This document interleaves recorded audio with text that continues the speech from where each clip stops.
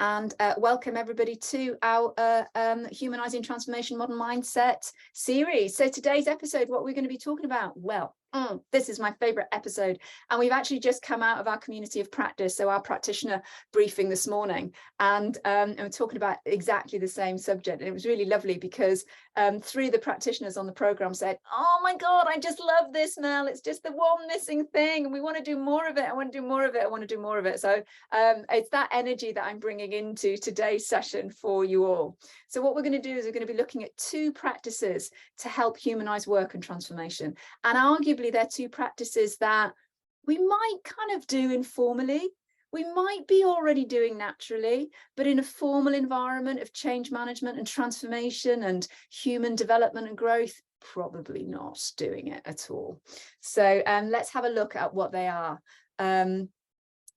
Starting off with a quote, as I love, the really powerful, pivotal individual, real influential individual on the work of modern mindset and humanizing transformation, Gillian Tett. She says this. She is the MD of the financial, I think it's the Financial Times or The Economist, but she's also a PhD in social anthropology. She says that you cannot run your business going forward just on the basis of big data modeling or employee polls. Employee polls ask people directed questions, and they do not cover what you do not ask people. And that's often the most important thing. What's she talking about here? She's talking about the difference between truth and fact, perception and reality. We can ask somebody something and they will give them their answer through their conscious lens, through their own filters. But what's the truth and fact? So it's what I say I do. What this is all about is observing what I really do. And those two things are very often very different, because as soon as somebody is conscious of being asked what they are doing, they obviously give you the ideal situation, the ideal answer. So today is all about observation, and two techniques that we're going to look at through the lens of observation. The first one is lean ethnography. I know, get your notepads out. This is a little bit academic today, but it's kind of cool. Lean ethnography. So what are we on about here? Well, one of the key players is Angela Busoliel, and she has been working in this world of lean ethnography as a designer of change and transformation. So she's a human systems designer. She's a design thinker, right? And she uses agile methodology a lot in her work. And she talks a lot about how we can bring lean ethnography into work. Now, the first question you're probably asking is, what does ethnography mean, before you even thinking about the word lean? So ethnography is a very specific practice of observation and data capture of ritual and reality, of norms and habits of a human system, or whatever ethnography that you're working on. You might be working on musical ethnography, so you're looking at observing patterns of music and frequency and sound. But in our day-to-day, obviously in our subject, we're looking at humans, so we're looking at human systems. So that's the ethnographical element. Lean is obviously not so much quick and dirty, but if we were to embark on a traditional piece of research, ethnographical research on a set of human beings in our system, it'd probably take us years. It'll probably take us years before we kind of like draw out all of the data and say, right, now we can change, right, now we can write the strategy. It's completely and utterly nonsensical, right? So lean ethnography is really just bringing a little bit of lean practice, which is minimum viable shift, and also agile principles and practices, which is do it quickly and iteratively, bringing those two things together. And what that means is that in the work environment, we can observe humans and gather valuable data even after a day. But what we're looking at is we're looking for experiments and observational data capture between a day and 3 months. So they're shorter periods of time that we're looking at observing ritual and habitat of what people are really doing as opposed to what they're telling you that they're doing. That's lean ethnography. And there are a few things that we need to know about it, because it's not just the pure observation. It's also having an interaction. So it's inquiries. It's having conversation. And conversation isn't asking yes, no questions. This conversation is, really broadening out, is kind of thinking about how many, what does that look like for you? How many options might there be for you? Tell me more about that. So it's bringing out the brain of the individual to help you to understand more about them in the field, in their natural habitat. And that is to the third point, it's field-based. So it's when we go out into the place and the space and the time of the user. That's what's really important about this. We go into their place, their space, their time. So we are in that place and space and time, observing and also interacting and asking inquiry. So that's really important. And the upside of it that the design thinkers are showing us in change and transformation in strategic design is this. Number one, we get to really explore the business challenge at the point of interaction, at the point of reality. So it's not clinical, a bunch of people making assumptions. It's real, and it's at that point of action, transaction. The other thing as well is, all of this work that I'm talking about today is predicated on ethics and transparency. So I just say that to you at the start. And what that does is when we share this data with the users, what it does is it builds empathy, because they say, oh my God, you understand me. Oh my God, you really know what's happening around me. You understand because you can see it and you're observing it. So there's a real empathetic element here. We can actually literally stand in the shoes of our users. So important. There's no way a survey or a poll can give us that kind of depth of human connection, which observational and interactive inquiry can give us. It's so important. And of course, the third thing as well is it helps us uncover deeper insights. It really helps us look underneath the hood. It gives us an understanding of the water cooler moment. Yeah, how things really get done around here. So it's super, super important. One thing that I will say to you is this, and this is something that I always say to our practitioners, is whenever we're talking about this kind of data, it's not yours. This data is the user's data. We are observing them. Anything that we're capturing is not our data. We do not own it. The individuals own it. The users own it. So full transparency is absolutely key. Absolutely key. So lean ethnography. There is also a beautiful case study here in the UK. Those of you within the public sector or work in highly regulated industry will be advised to go and have a look at it. So basically, in all of the notes section of these slides, there are multiple links that take you to the sources of all of the stuff that I am talking about today. So if you really want to go deeper, then please do, when I send the replay of today's recording to you in the audio, do just ask for the slides, because in there is a wealth of additional data for you. But this case study is great. Basically, it's a national case study that was done by the UK government over 2018 and to 2019, where the results were first published. And essentially, it is a case study about understanding the benefits of high-speed internet. So putting 5G in and fibre into communities, into cities, etc., up and down the country. What is interesting is this. Through the lean ethnography data that was captured in this case study, the initial design and the strategic outcomes that were identified at the start were not just challenged, they changed the design and build the strategic plan as a result of this particular data capture. So it's a great case study for you to go and have a look at. Really, really cool. And it's on the hmrc.gov.uk website, but I also have the link for you in the slides so if you to have a look at it. So it's really nice to know that there is a case study here which also is modern and relevant for us to have a look at. There is something else about lean ethnography when we're thinking about workplace, when we're thinking about observing our rituals and our norms and our habits in the workplace, is this: don't forget our bodies. It's not just about what people are doing, what people are saying, but it's also our body work, right? We're on a Zoom call. You can still and are consciously or unconsciously receiving information about me from a body perspective, in terms of me leaning in terms of me giving and connecting with you, right? I know just by Claire doing that, she's probably thinking, she's probably being in reflective mode. And potentially, Tom, now you're going to be worried about scratching your head. So all of that stuff is going on inside our brains, and being conscious of it and starting to observe it without judgment and without assumption, but getting that data and collecting it down, then using conversation and inquiry to talk to individuals about some of this stuff is absolutely key. That's how we truly design change and transformation that's successful. Super important. So that's a little bit about lean ethnography. And perfect. Yeah. So just reading a little chat there by Claire. Lean ethnography.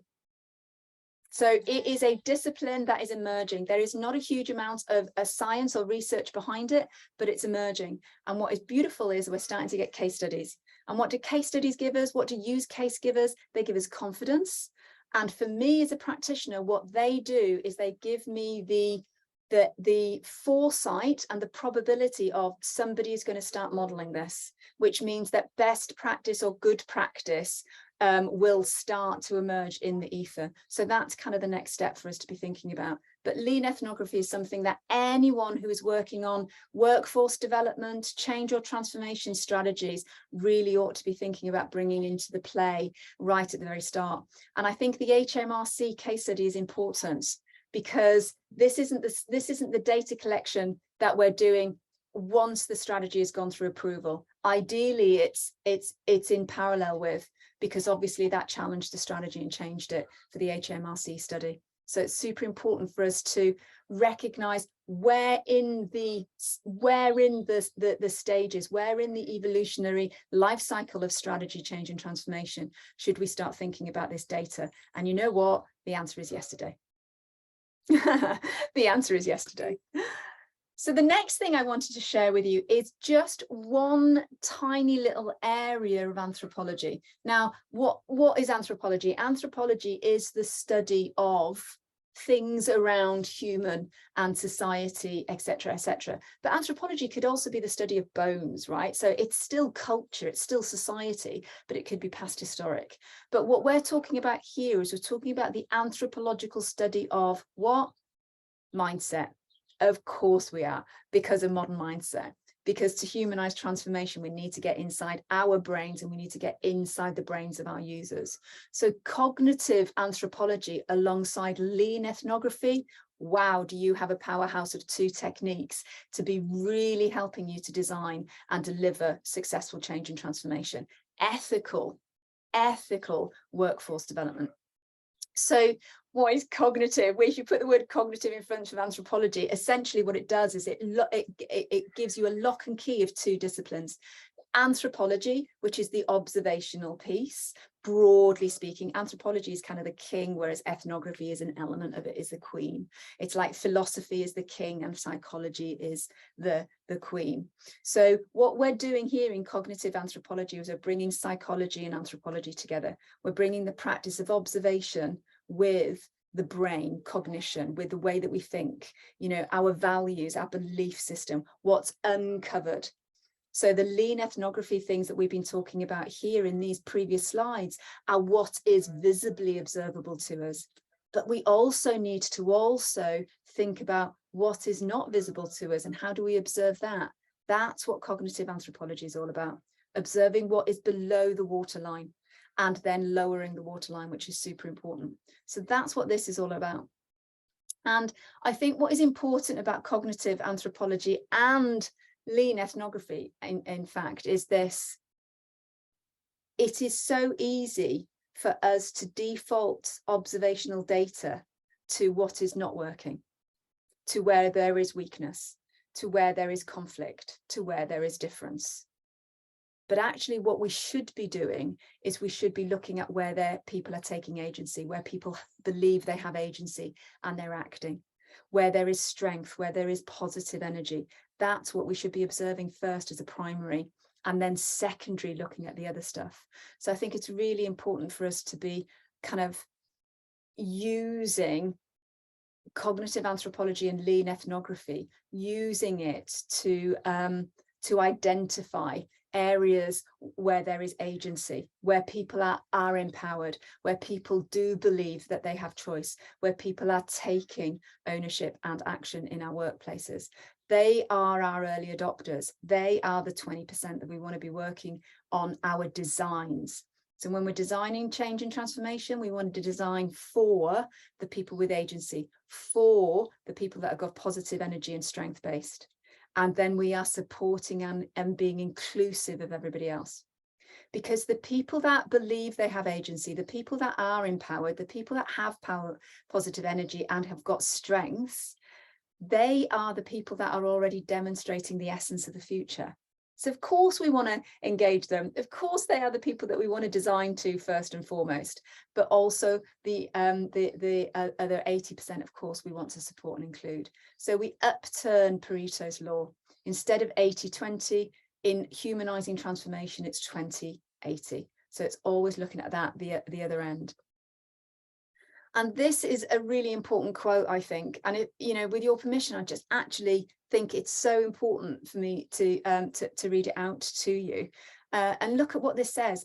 Employees possess a trough of complementary skills that are of value in solving some of those wicked problems that each and every one of our organizations face. They've got the insights about organizational dysfunction, bureaucratic red tape, you know, et cetera, flaws in products and services. Now, the key thing here is that's not us identifying the weakness and the conflict and the gaps that I mentioned earlier on. What we're identifying here is the people that are doing something about it. The people that are taking agency and doing something about it, that are finding ways to work with the boundaries, with the rules, with the restrictions. That again is so important. So these are the people, these are the employees that with the complementary skills that we're trying to uncover through cognitive anthropology. And I think that is really important. And the last sentence for me is massive. A theory of organizational change is deficient unless it acknowledges people's capacity for agency. And the only way that we can do that really is through lean ethnography observation, and then thinking, oh, hang on a minute, I see something, I sense something, I observe something perhaps in Lauren's ways of working. Through inquiry, what I'm going to do is I'm going to apply some cognitive anthropology to see why, to uncover her why, to see where her agency is coming from, where her beliefs, where her purpose is coming from, where her strength and her positive energy is and lies, what motivates it. And then I've got the two things together, which is absolute gold dust, super important. Really, really powerful stuff for us all. Now, Mel, be done with that academic stuff that I don't understand what the hell you're talking about. I get it. How on earth do we translate some of this into English if we can, you know, so we can take away something that's actionable from today? I get it. Absolutely. Absolutely. So how do we use some of these techniques, not just to prime change and transformation, but also with you know, adequate ethics, psychological safety and permission and transparency, monitor these things over time. So there's a little bit of how we observe and inquire, and then there's a bit of what are we observing and inquiring. So just bringing these two methodologies into a bit of kind of practical thinking for you. So we've got two main ways of how. The first one is you yourself as a practitioner, you know, thinking about yourself or your colleagues as agents of change from a professional perspective. So thinking about practitioner-led. And we've got some different ways that we can enter into lean ethnography or enter into cognitive anthropology. The first one is shadowing. And shadowing is literally where you follow somebody, you know, and I do this maybe for a day or two with CEOs or senior executive leaders. I literally follow them. And whether that's sitting on a Zoom call or a Teams call with them, or physically sitting in the corner of a room with them, having a conversation or meeting, but most importantly, it's the bits in between. It's the transition points. You're shadowing the transition points as well as how this person is performing in those interactive, in those conversations, etc. Obviously, there are some things sometimes that the doors are closed, even, you know, even to a mentor and coach like myself, but equally shadowing is something really, really cool that we can do. The next thing is integration, and I do this a lot with teams, and I've just done a big study with an organisation at the beginning of this year, where literally myself and my colleague, what we did was we integrated ourselves into their natural habitat. So we went and we worked out of their office. That's essentially what I'm talking about there. And while we were working, doing our day job in the office, we were able to just, you know, we're integrating with them, and we started to observe the data. So we're still doing our own work. Obviously, inquiry and conversation are super important. You know, it's just being able to ask somebody, tell me more about that. What does that look like? What does it feel like for you? How many right answers or options might there be for you right here, right now? So, you know, what does that look like? Really important. And then the next one is immersion. And immersion is where you literally immerse yourself in the individual's job, in the individual's day. You become them for a day or a week. You literally stand in their shoes and you do what they do and take on board some tasks to really understand what they do and feel it and sense it in the same way that they might, because then you can inquire and have a conversation at the end of the day, which is even richer because you've literally experienced their role for the day. The next one is voyeuristic, which is where you are, with permission and understanding and knowledge of the other individual or people, you are there to do nothing other than observe. So instead of inquiry, which is what Steve and I were doing at the beginning of the year, we were just sitting in an office with people doing our own work to observe over time. Voyeurism is where we actually are here and everybody knows that we are here to observe them. So we are literally purely looking and observing all the time that we are there. And of course, you've got tech usage data. If you're thinking about things like, you know, Teams, and you're thinking about Zoom and Slack and other kind of social platforms that you might have. But again, it has to be with permission. People need to know what you're doing and what data you're observing and capturing. Because remember, that data needs to be shared with them first before anyone else, because it's their data, not yours. And also focus groups. Not a lover of focus groups myself. In my past career in the consumer world with Disney, we did a lot of focus groups, but actually, you know, for me, they never really gave me the truth data. They gave me good data, but they didn't give me really rich data. So focus groups do tend to give you good data, but it still is quite a clinical environment, whereas really what we're talking about here is more habitat, more ritual observational data. And then you've got your users themselves, right? We shouldn't be forgetting this. Users themselves can observe their own data or things around them and share that information with you. And that can be as simple as journaling if somebody is willing to share. It can also be things that we can use through technology, which is different to capturing data of somebody's activity, you know, but actually technology prompts, maybe using something like Trickle, and actually getting some open questions, getting some observational data about, you know, how do you feel right now? What are you doing right now? Where are you right now? How long did the biggest task take you today? Just thinking about some of the questions that we can prompt through some of these social technologies to gather data. And of course, 360s. You know, not 360s in terms of tell me what is weak and tell me what is strong about Tom, but just generally, you know, is some observational data. And again, you need to just create the rules. You need to understand what the contract and the agreement is. But once you've got that set within a team or within a department, you can go out and I'll actually use 360 data. I cannot tell you, at least one of those, if you take away from today's session, just one of those ways in which you might be able to gather data, observational data, anthropological data, then please do so. Really, really important. Which brings us to what data, what is it? What am I observing? Or, you know, what kind of questions am I crafting for an inquiry, for a conversation, Mel? Well, we're looking at, and this isn't the be all and end all, these are just some of the things, right? These aren't just the only things. Looking at productivity questions, thinking about, you know, where you feel that you're most productive.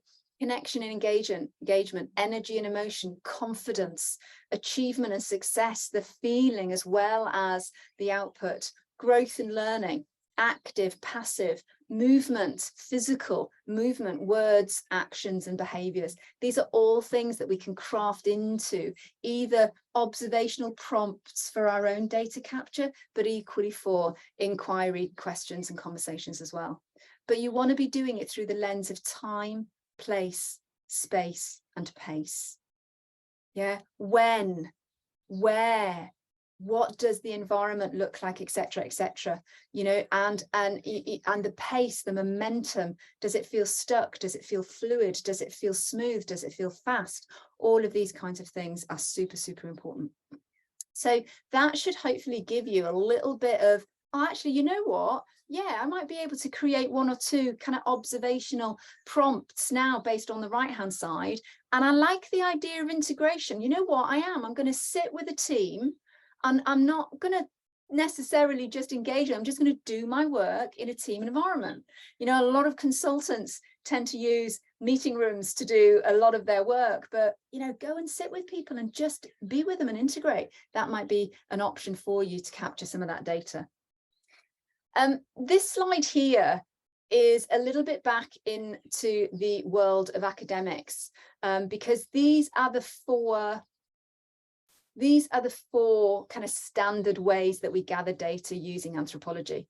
There is the controlled way, where you might put a group of people into a boardroom for a couple of days or a couple of weeks, and you're asking them to all carry on with their tasks as natural as you possibly can, but you recognize that they're in that controlled environment, which means that you can standardize the data. That's pretty quick, but again, it's controlled, right?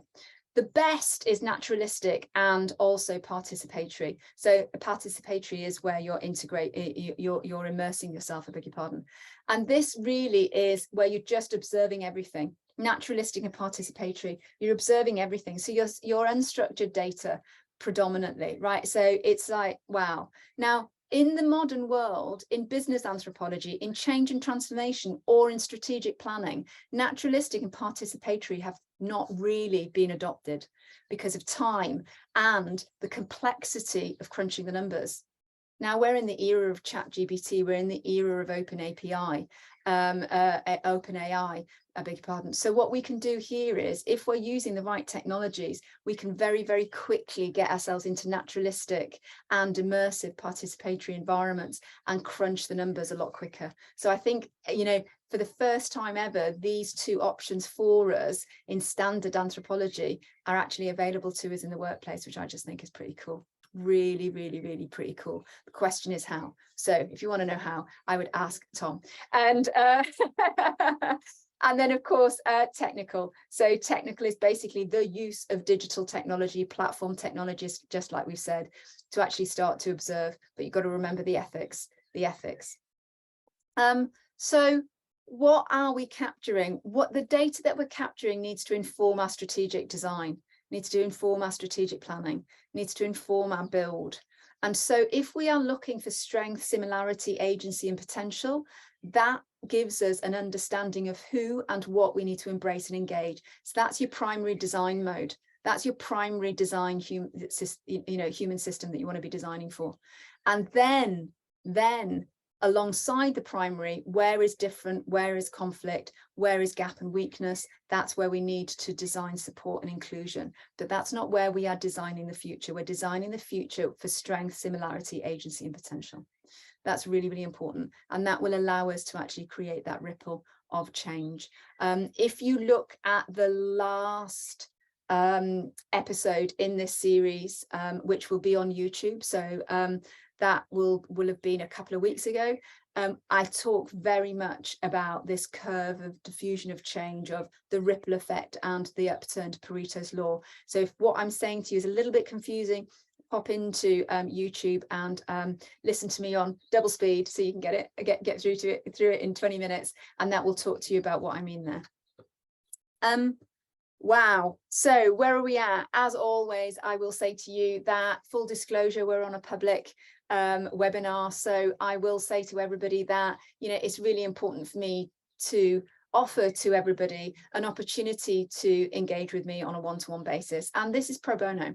So, you know, this is, if anything that you are hearing today or previously kind of really motivates you or grabs you with a bit of potential that you just want to know more for yourself or for your work, then please do engage with me. So when I send the email out with the links from today's session, all you need to do, that's really me, it's really me. So all you need to do is just respond to that and just say, hey Mel, I would really like to have some time with you just to sort out something that I'm thinking about or how I might be able to use this in practice, and I would be more than happy to support you there. So please, I do encourage you to explore that. I guess really bringing today's session to a close before we can open it out and have some questions or observations. I think what's really important really is for us to start to recognize the real power of bringing these two emerging disciplines together in our work around workforce development, humanizing work, humanizing change and transformation. They are super important because they help us to identify what mindset shift is needed. They help us to identify beliefs and norms, which is what we call flow paths. And also important, they help us to bring commonality and consensus together. And that is important to me. Those of you that know me know that I am absolutely pro community and before culture. So, that strength-based transformation, that consensus theory, and, getting commonality, getting common themes, where are people united as opposed to where are people separated is really, really important. We tend to forget that stuff, right? We tend to forget that stuff in the way that we design and plan for strategy. So closing points. On the right-hand side, I would like to just give you a little bit of a heads up on a fantastic PDF that the Digital Workplace group, DWG, here in the UK have put together. And it's fantastic. So it's a PDF. I've got a link for that PDF in the slides, or you can actually go to the DWP website and just search for it. But it's super, super important because it gives you a really good understanding of the benefits case for bringing things like anthropology and ethnography into our work to humanize the workplace, to humanize change and transformation. And I think, what's lovely here is that last bit in the quote, by thinking like a human scientist. Can you believe that's what I'm talking about today? Getting us to think like human scientists. We are encouraged, if not compelled, to challenge the familiar and to get curious about what we find strange. That's the scientific mindset. How cool is that? And that's exactly where we should be if we're humanizing the workplace. That's where we should be if we are in charge or involved in strategy or the future of an organization. Super important. So key principles in terms of closing points: keep it strength-based. If you can, start today because you should have started yesterday. Make it a habit as long as it's ethically understood and everybody is aware of it. And integrate some of these things into management and leadership development. And that's something that I was talking to one of our practitioners about this morning, who's a learning and development practitioner, professional. What she's realizing now is this is kind of stuff that is not just for the change agents of the organization. She's kind of recognizing that these competencies of observation and inquiry, these are some of the things that she wants to bring into management and leadership development within the organization, because that builds empathy, that builds community. And that I think is really exciting for her to have talked about that.